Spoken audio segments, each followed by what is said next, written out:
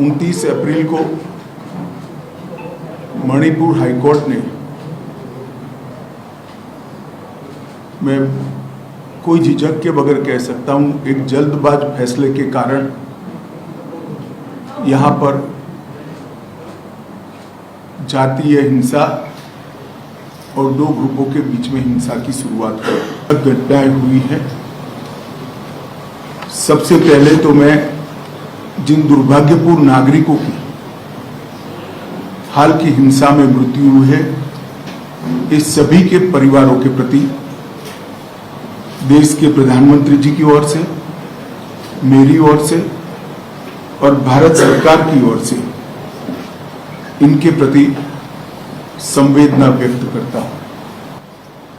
ये 3 दिनों में अस्थायी कैंपों का दौरा किया है।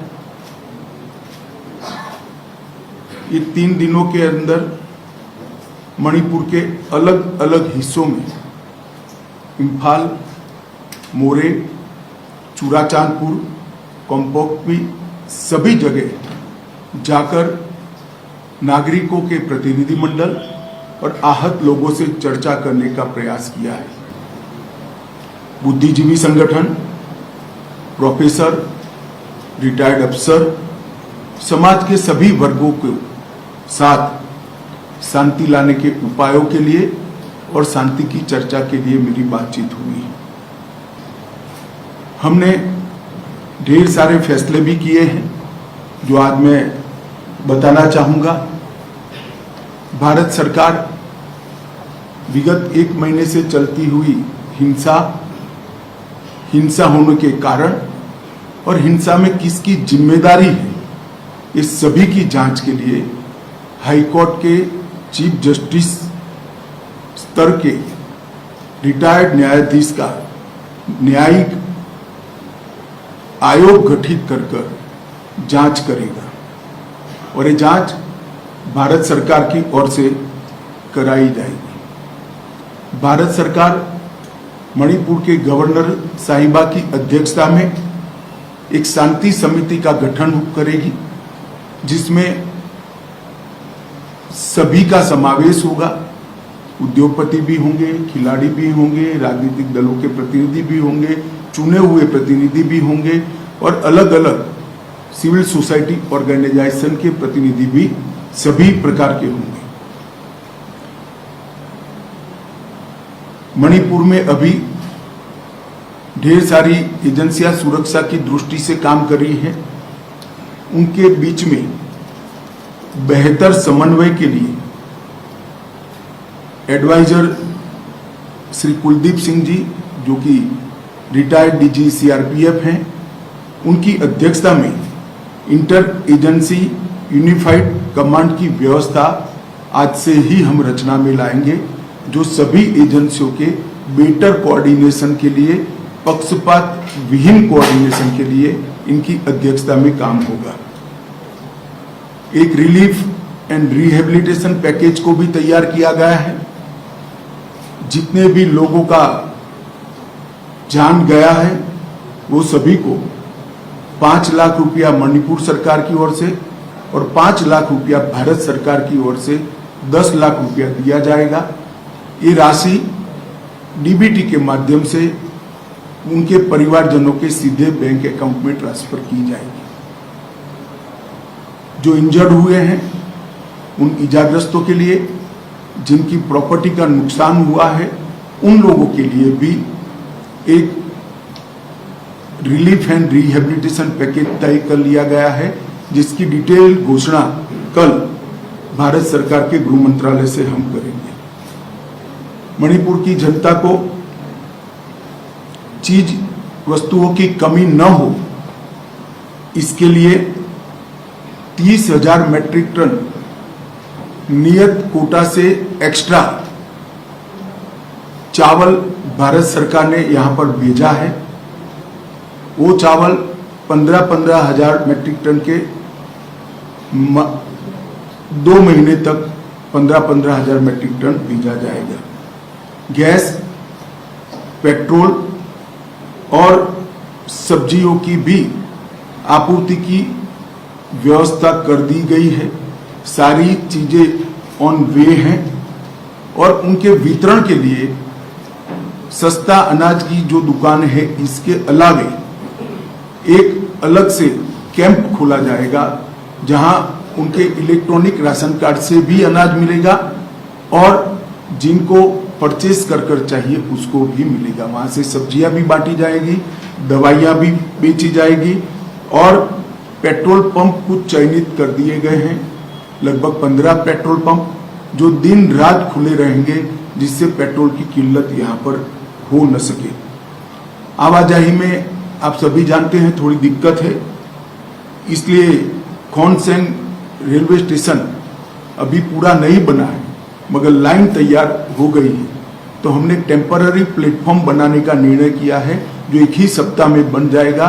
तो रेल से भारत के बाकी हिस्सों से मणिपुर की आपूर्ति करने के लिए ये बहुत बड़ी सुविधा होगी। युद्ध स्तर पर ये प्लेटफॉर्म बनाने की कार्यवाही कल से ही शुरू हो गई है। मैं आशा करता हूं कि 4-5 दिन के अंदर ही हम रेल के माध्यम से यहाँ आपूर्ति शुरू कर देंगे। तो रेल जब आना शुरू होगी तो चीजों की कमी में बहुत सुधार हो जाएगा। दोनों ओर लोग शिफ्ट हो गए, इसके कारण मेडिकल डॉक्टर की भी असुविधा विशेषकर कुकी भाइयों के क्षेत्र में हुई है। भारत सरकार ने 8 टीमें जिसमें 20 डबल ग्रेजुएट डॉक्टर होंगे, वो डॉक्टरों के साथ उनकी टीमें भी होंगी। वो टीमें वहां से रवाना हो चुकी है। 3 टीम पहुंच चुकी है और 5 टीम आज शाम तक यहाँ रिपोर्ट कर देगी, जो मोरे, चूड़ाचांदपुर और कोमकोकी के एरिया में क्षेत्रों में मेडिकल सुविधाओं का काम करेगी। और बाद में इम्फाल में भी अगर ये क्राइसिस होती है तो आसाम सरकार के डॉक्टर लाने की भी हमने व्यवस्था की है। कॉम्पिटिटिव एग्जाम और शिक्षा में मणिपुर के विद्यार्थियों को कोई व्यवधान न हो, इसलिए भारत सरकार के शिक्षा विभाग के उच्च अधिकारी आज यहाँ पहुँच चुके हैं। उनका और मणिपुर के शिक्षा विभाग के अधिकारियों का मीटिंग होने के बाद एक कॉन्क्रीट प्लान जिससे कि बच्चों की पढ़ाई लिखाई बाधित न हो उसको हम बनाएंगे, जिसमें ऑनलाइन एजुकेशन, ऑनलाइन एग्जामिनेशन और डिस्टेंस टीचिंग की भी व्यवस्था की जाएगी, उठाएगी, जैसे सुदूर क्षेत्रों में आवागमन में किसी भी प्रकार की कोई दिक्कत न हो। ये सभी प्रकार की व्यवस्था सुचारू रूप से चले, इसलिए एक जॉइंट सेक्रेटरी स्तर के गृह विभाग के अधिकारी मणिपुर में उपस्थित रहेंगे और 5 डायरेक्टर स्तर के अधिकारी भारत सरकार के अलग अलग मंत्रालय के यहाँ पर उपस्थित रहेंगे। परमानेंट सॉल्यूशन के लिए हमने म्यांमार और मणिपुर की बॉर्डर पर पहले ही ट्रायल बेस पर 10 किलोमीटर बाड़ लगाने का, फेंसिंग करने का काम हमने पूरा कर लिया है और 80 किलोमीटर के काम को हमने टेंडरिंग कर चुके हैं और बाकी की बॉर्डर की हम सर्वे भी चालू कर रहे हैं और पड़ोस के देश से आने वाले लोगों के बायोमेट्रिक्स और आई इम्प्रेशन लेने का भी काम चालू है, जिससे आने वाले दिनों में उकसावे से यहाँ पर हिंसा न हो। तक केंद्र सरकार का सवाल है, मैं एक स्थिति स्पष्ट कर देना चाहता हूं। मैं सू ग्रुप वालों को भी एक कठोर संदेश देना चाहता हूं कि सू एग्रीमेंट का किसी भी प्रकार का वायोलेशन, किसी भी प्रकार का विचलन बहुत सख्ती से साथ लिया जाएगा और वो समझौते के भंग के रूप में लिया जाएगा। तो कृपया समझौते की सभी शर्तों का कठोरता से आप पालन करिए। आज से हम इसको बहुत स्ट्रिक्टली मॉनिटर करेंगे और जिन लोगों के पास हथियार हैं उनसे भी मैं अपील करना चाहता हूं कि अपने अपने हथियार पुलिस के सामने सरेंडर कर दें।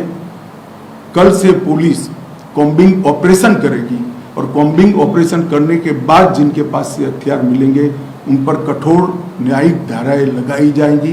तो मेरा सभी से अपील है कि जिनके पास हथियार हैं वो सभी लोग पुलिस के सामने अपने हथियारों को सरेंडर कर दें। मैं सभी सिविल सोसाइटी ऑर्गेनाइजेशन से भी निवेदन करना चाहता हूं कि अफवाहों पर ध्यान न दें। समय शांति बनाने का है, समाज के अंदर सद्भावना बढ़ाने का है, और जिस काम के लिए आप लोगों ने ऑर्गेनाइजेशन बनाया है, मैं मानता हूं वो काम यही है। तो आप लोग कृपया दोनों साइड से शांति बनाने का, चर्चा का और सद्भाव बढ़ाने का माहौल बनाए, ऐसी मेरी आप सबसे विनती है।